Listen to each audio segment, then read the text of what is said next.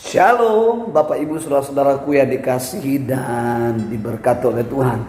Berjumpa kembali dengan saya di channel ini. Dan kali ini saya akan membahas tentang kisah dari sebuah lagu. Nah, sebelum saya lanjut lebih dalam tentang kisah lagu ini, Bapak Ibu apa kabar semua? Saya amat percaya bahwa kita semua dalam keadaan baik dan sehat selalu. Katakan amin, haleluya. Sebab Tuhan kita adalah Tuhan yang dahsyat, sebab Tuhan kita adalah Tuhan yang hebat, sebab Tuhan kita adalah Tuhan yang ajaib. Bapak Ibu, baik, saya akan melanjutkan pembahasan ini tentang satu lagu yang sering sekali dinyanyikan oleh gereja-gereja di Indonesia maupun di luar negeri, ya, yaitu judulnya adalah Kasih dari Sorga. Saudara, ternyata lagu ini memiliki kuasa yang luar biasa. Lagu ini memiliki satu syair yang indah. Lagu ini memiliki sesuatu yang menarik.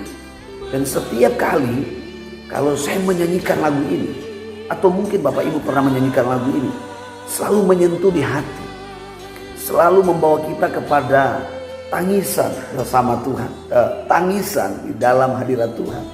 Nah Bapak Ibu, sedikit saya mungkin mengingatkan saja tentang lirik daripada lagu ini. Misalnya lagu yang kita akan bahas ini, kasih dari surga memenuhi tempat ini, kasih dari Bapa surgawi, kasih dari Yesus mengalir di hatiku, membuat damai di hidupku, mengalir kasih dari tempat ini, mengalir kasih dari tahta Allah Bapa, mengalir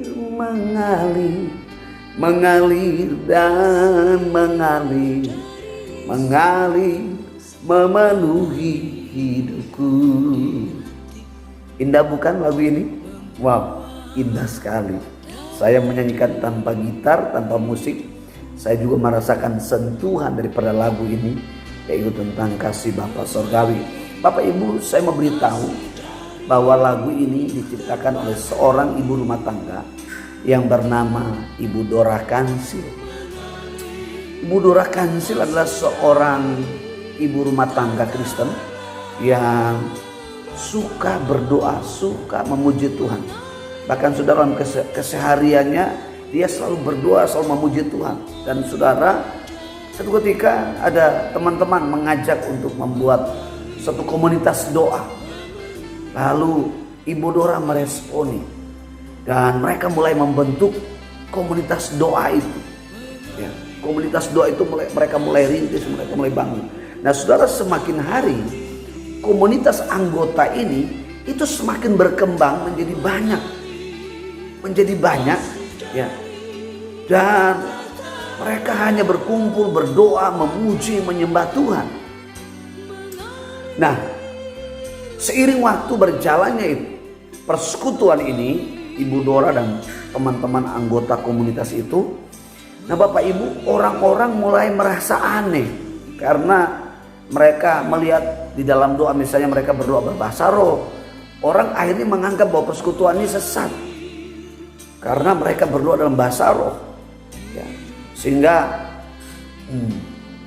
ini mengalami sebuah tekanan juga Ibu Dora dan rekan-rekannya. Tetapi Bapak Ibu, hal yang luar biasa, yang dahsyat yang dilakukan oleh Ibu Dora dan teman-teman dalam komunitas itu, mereka tidak patah semangat, mereka tidak mundur, tapi mereka terus menjalankan komitmen bersama untuk membangun komunitas doa ini. Kenapa? Karena Ibu Dora melihat bahwa persekutuan doa ini sangat penting, dan ini menolong bagi teman-teman yang lain, ibu-ibu rumah tangga yang lain, yang mereka dalam persoalan. Dan Ibu Dora ini memang suka menyembah Tuhan, berdoa kepada Tuhan, dan memang sering yang dilakukan adalah berbahasa roh. Sehingga orang menganggap bahwa bahasa roh atau komunitas mereka ini adalah komunitas yang sesat. Ya. Nah, Bapak Ibu saudara-saudaraku yang dikasihi dan diberkati oleh Tuhan.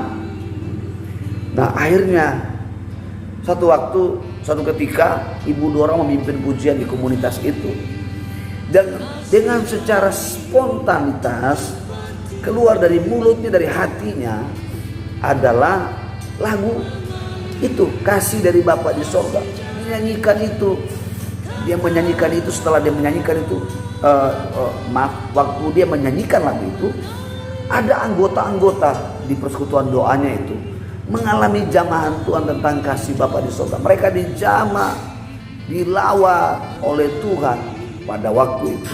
Dan salah satu anggota doa itu mendatangi Ibu Dora ini dan menanyakan, apakah bisa mengajari lagu yang Ibu nyanyikan tadi. Nah, Ibu Dora yang menyanyikan itu juga lupa lirik dan syairnya seperti apa. Tetapi ada seorang anggota yang mencatat lagu itu. Catat lagu itu yang dinyanyikan oleh Ibu Dora.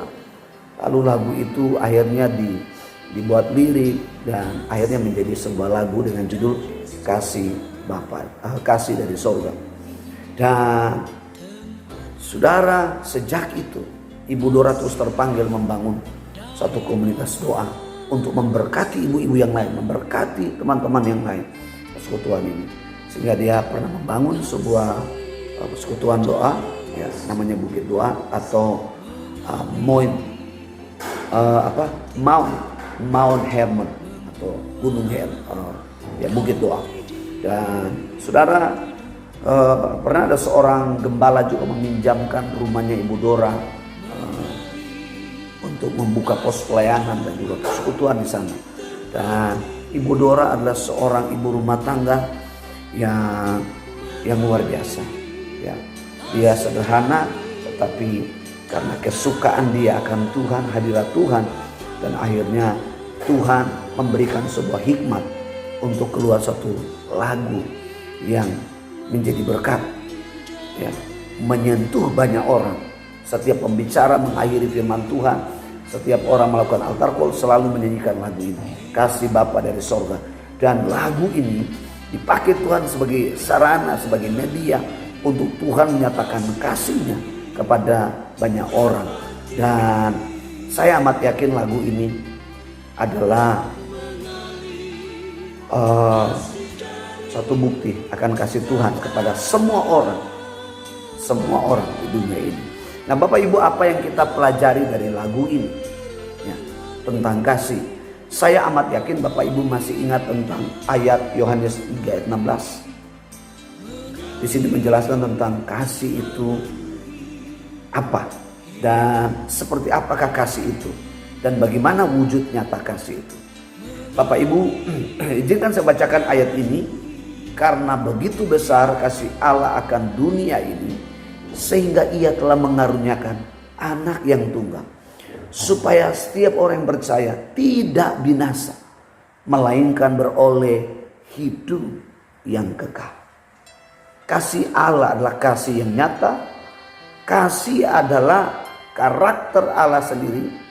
Dan setiap orang yang percaya kepada Yesus Kristus pasti memiliki kasih dari Allah itu. Itu sebabnya saudara-saudaraku yang dikasihi dan diberkati oleh Tuhan, setiap kita yang telah percaya kepada Yesus Kristus sebagai Tuhan dan Juru Selamat, kita belajar dari kehidupan Ibu Dora Kancil ini, bahwa dalam kesederhanaannya sebagai seorang ibu rumah tangga, tetapi Tuhan bisa memakai dia dengan, ya, kecintaan dia ke Tuhan, ya, di dalam hadirat Tuhan, doa, pujian, penyembahan, dan Tuhan mengubah Ibu Dora Kancil untuk menjadi alat Tuhan lewat pujian, lewat lagu yang ia ciptakan. Dan setiap orang yang mendengarnya, mereka juga mengalami sentuhan kasih Bapa Sorgawi. Mereka juga mengalami jamahan dari kasih Bapa di sorga. Setiap orang yang menyanyikan pun mereka juga mengalami kasih Bapa di sorga. Apa yang kita ambil dari kisah Ibu Dora Kansil ini.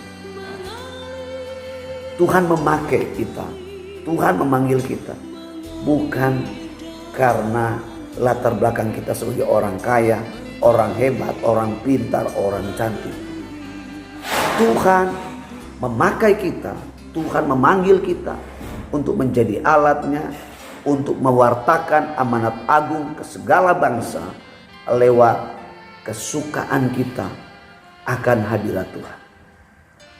Cinta kita akan hadirat Tuhan, cinta kita akan hadirat Tuhan itu akan membuat kita mengerti apa sebetulnya tujuan, apa sebetulnya maksud panggilan Tuhan dalam hidup kita ini. Sekalipun kita adalah orang sederhana, sekalipun kita terlahir dari keluarga yang miskin, tapi kalau Tuhan mengangkat dan memanggil kita, saya percaya hidup kita akan menjadi berarti, hidup kita akan menjadi berkat, hidup kita akan berguna seperti Ibu Dora Kansil. Demikian yang dapat saya sampaikan. Tuhan Yesus memberkati. Shalom.